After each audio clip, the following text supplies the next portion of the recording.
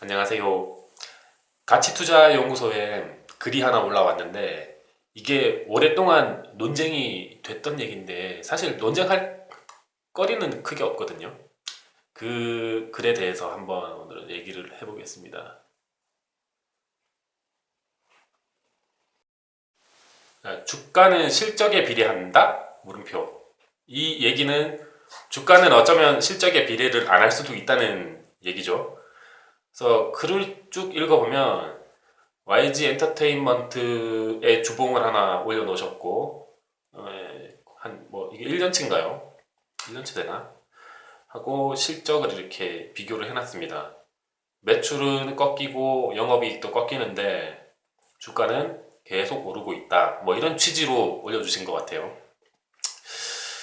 그리고 밑에 보면은 해마루 푸드서비스, 맘스터치 그 운영하는 회사죠. 최근에는 붐바타라는 피자 회사도 하나, 피자 회사가 아니라 피자 브랜드도 하나 런칭했죠. 해마루 푸드 서비스를 보면은 과거 3년 동안 실적이 계속 매출도 증가하고 영업이익도 증가하는데 주가는 그렇게 뭐 지지부진하다. 이게 실적에 맞춰가는 게 맞냐? 이런 의도로 이분이 글을 쓰신 것 같습니다. 매출도 계속 오르고 영업이익도 오르고 주가는 안 오른다. 그래서 이분이 쓰신 글을 보면 주가는 상황에 따라 실적에 비례할 수도 있고 아닐 수도 있고 미래 성장성에 비례할 수도 있고 아닐 수도 있고 가치 투자자나 차트가 맞을 수도 있고 틀릴 수도 있다가 정답인 듯 하다. 결론은 주포맘이다 라고 하셨는데 이게 반은 맞고 반은 틀린 얘기입니다. 특히 이제 차트 보고 단타하시는 분들은 뭐 가치 투자 뭐 맞지도 않는다.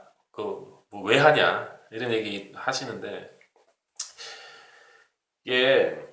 이걸 알려면은 시장이 효율적이냐 비효율적이냐 그거부터 이제 이해를 하고 가야 되는 부분입니다.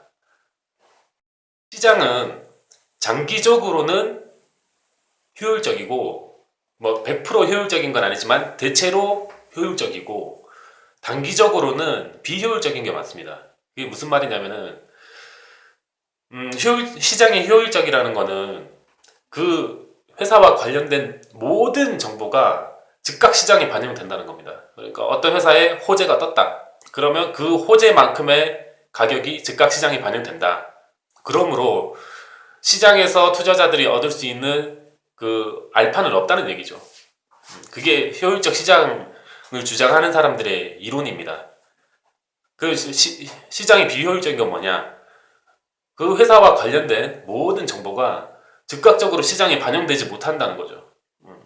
그러니까 어떤 정보가 생겼다. 예를 들면 실적이든 어떤 제품이 히트치는 정보든 그게 즉각 시장에 반영되기 힘들다. 그러므로 주가는 항상 실제 가치보다는 왜곡돼 있다는 게 시장 비효율적이라고 주장하는 사람들이 하는 얘기죠. 그런데 이게 이분이 쓰신 글처럼 반은 맞고 반은 틀린 얘기입니다. 왜냐면은 그 기업의 실적, 그러니까 뭐 매출이나 이익, 그리고 뭐 이제 그동안 벌었던 자본 총계, 누적되는 자본 총계를 아주 길게 10년이나 20년 이렇게 길게 펼쳐놓고 보면은 결국은 시가총액도 거기에 따라갑니다. 이건 어느 정도 시장이 효율적이라고 볼 수 있죠. 단기적으로 보면은 안 그렇죠. 이분이 말씀하신 게 맞아요. 단기적으로는. 왜냐면은 단기적으로는 어떤 뭐 다음 분기의 예상 실적이나 내년의 예상 실적 혹은 뭐 지금은 돈을 벌고 있지 못하지만은 뭐 이 회사가 약을 하나 개발해서 대박을 칠 수 있다. 그러면은 막 지금은 적자투성이지만은 시가총액은 나중에 이익을 올릴 걸 대비해서 과대평가가 돼 있을 수 있죠. 단기적으로는. 그러니까 단기적으로는 시장이 비효율적입니다. 어떤 뉴스 하나에 오르고 내리고 뭐 예상 실적에 따라서 오르고 내리고 뭐 악재가 떴다 호재가 떴다 이거 막 왔다 갔다 하죠. 이 삼성전자 같은 경우에 한번 보면은 삼성전자 장기 자본 총계를 한번 찾아보겠습니다. 어딨냐 이건가? 이거 삼성전자 장기 자본 총계 뭐 2000년부터 2007년까지 거네요. 뭐 지금은 훨씬 가파르게 올랐죠. 이게 갈수록 복리로 커지니까. 어쨌든 삼성전자 자본 총계를 보면은 꾸준히 올랐어요. 꾸준히. 이게 왜냐 자본 총계 뭐냐면은 돈을 벌어서 배당도 주고 뭐 쓸 돈 쓰고 순이익에서 남는 거 이제 뭐 계속 쌓아놓는 거죠. 내 자본이죠. 내 자본. 이제 100% 이제 주주들의 자본인 거죠. 이게 계속 쌓이고 있죠. 2007년도에도 뭐 100만, 1000만, 1억, 10억, 100억, 1000억, 1조, 10조, 40조가 넘었는데 지금은 훨씬 더 많죠. 자산 총계는 당연히 올랐죠. 자산 총계는 당연히 더 많아지겠죠. 부채도 같이 늘어나니까. 사업 규모가 커지면은 부채 규모도 같이 커지니까 부채랑 자본을 합하면 이게 자산이 되죠. 그러면 삼성 2018년 거까지 있네.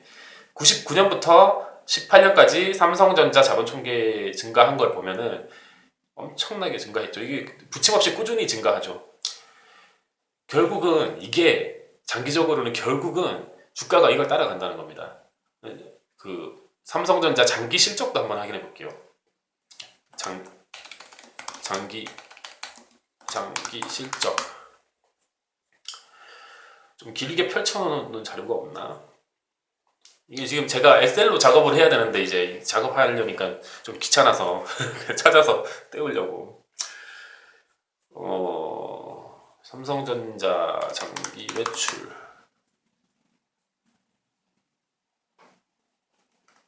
실적 추이.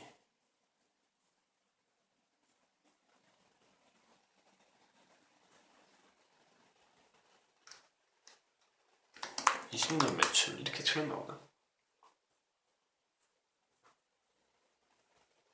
여기 있다. 그러면은 삼성전자 이게 뭐 삼성신경이 삼성 보면은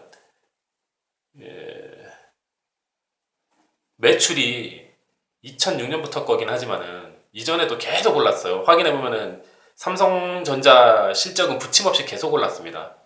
매출도 계속 오르고 이익도 계속 따라오르죠. 이렇게 아까 보여드렸던 자본 규모 그리고 지금 매출과 이익 실적 규모를 결국은 주가는 장기적으로 이걸 따라갑니다. 보면 삼성전자 주가를 한번 확인해 볼게요.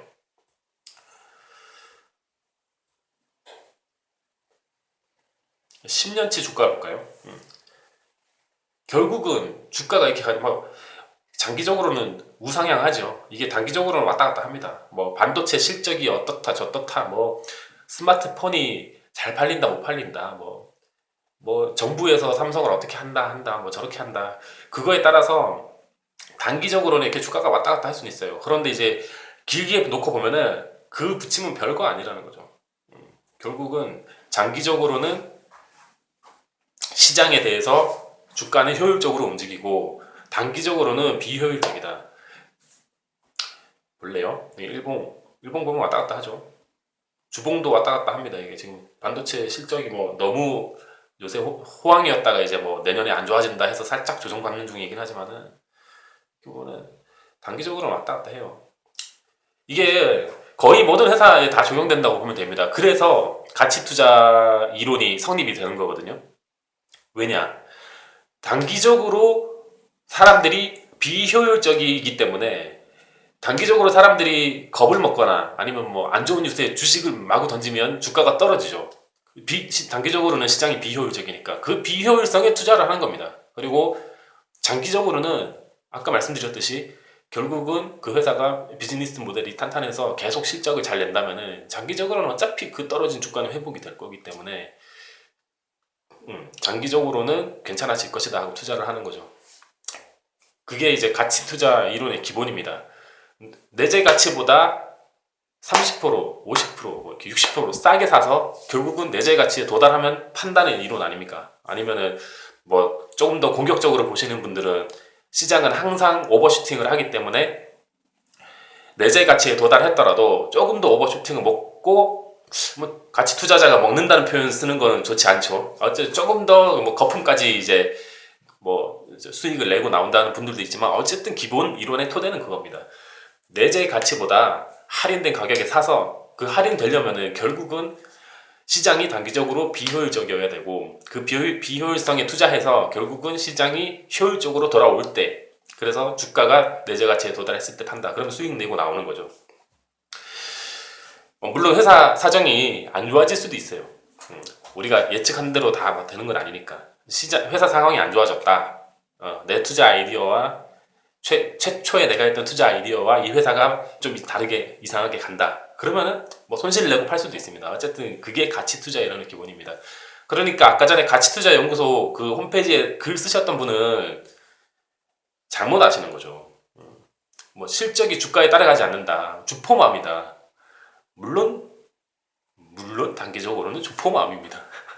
그 단기 투자하시는 분들은 주포마음을 잘 아셔야 되는 건 맞아요. 내가 주포라고 생각하고 내가 주포라면 이 주가를 어떻게 할까? 그것까지 하실 수 있으면 진짜 완벽하죠. 그렇지만 이제 굳이 가치 투자 한다면 굳이 가치 투자하겠다고 하면 마음 편하게 넉넉하게 하는 게 좋지 않을까. 막 주포 따라다니고 단타 치고 뭐 차트 보고 매매하고 이게 피곤하잖아요. 그리고 제 주변도 마찬가지지만 차트 매매해서 부자 된 사람이 없습니다. 진짜로 진짜 없습니다. 제 주변에 뭐 아실 만한 뭐 카이스트 뭐 교수님 저랑 이제 친분도 있으신데 하고 뭐 유명한 그 큰 손분들 보면 다 가치 투자자입니다. 가치 투자라고 해서 방법이 단일화되어 있진 않아요. 자기만의 다들 조금씩 다양한 특색은 있는데 어쨌든 그 뿌리는 토대는 벤저민 그레이엄이고 워런 버핏입니다. 거기서 다 자기만의 방법이 파생되는 거죠. 뭐 시장에서 오해받는 종목을 사서 턴어라운드 될 때 산다던가 아니면 뭐 진짜 통찰력으로 미래 가치를 보고 그냥 진짜 장기적으로 하신다던가 방법은 다 다른데 돈 버신 분들은 다 가치 투자하신 분들입니다. 특히 막 몇백억대 돈 벌고 경제적으로 자유를 이루신 분들은 그렇습니다. 저도 주식으로 가치 투자해서 수익을 내고 있고요. 왜냐면은 처음에 저도 주식에 입문하자마자 배운 게 차트거든요. 뭐 차트에 뭐 꼭지점에 줄 그어서 이게 추세니 주식에 입문하자마자 그거부터 배웠습니다. 근데 그때 재무제표 이런 뭐 개념도 없고 회계 개념도 없고 사업 비즈니스 모델에 대한 개념도 없이 차트에 줄만 긋고 투자를 했어요. 다 그렇게 처음에 입문합니다. 근데 결국은 그렇습니다. 오늘은 여기까지 하겠습니다. 감사합니다.